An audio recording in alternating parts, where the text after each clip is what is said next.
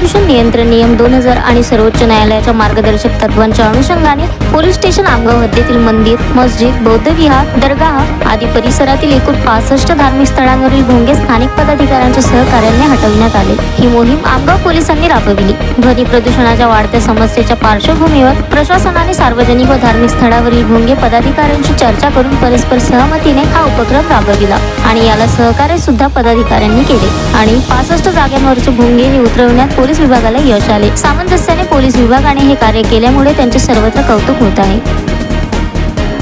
Amgaon police station हद्दीत असलेल्या धार्मिक स्थळावरील भोंगे हे उतरवण्याकरिता पोलीस प्रशासन आमगाव यांच्या वतीने जनसामान्यास त्याचप्रमाणे धार्मिक स्थळाचे पदाधिकारी यांना आवाहन करण्यात आले होते। त्या आवाहनानुसार धार्मिक स्थळाचे पदाधिकारी यांनी भरघोस प्रतिसाद देऊन पोलीस स्टेशन आमगाव हद्दीतील धार्मिक स्थळावरील एकूण 65 भोंगे काढून घेतलेले आहेत। या कारवाईमुळे ध्वनी प्रदूषणासाठी आळा बसू शकतो। ही कारवाई माननीय पोलीस अधीक्षक गोरख भांबरे साहेब, माननीय उपविभागीय पोलीस अधिकारी प्रमोद मडाने साहेब यांच्या मार्गदर्शनाखाली पोलीस स्टेशन आमगाव आणि पोलीस स्टेशन आमगाव हद्दीत येणारे पोलीस पाटील यांनी मिळून केलेली आहे।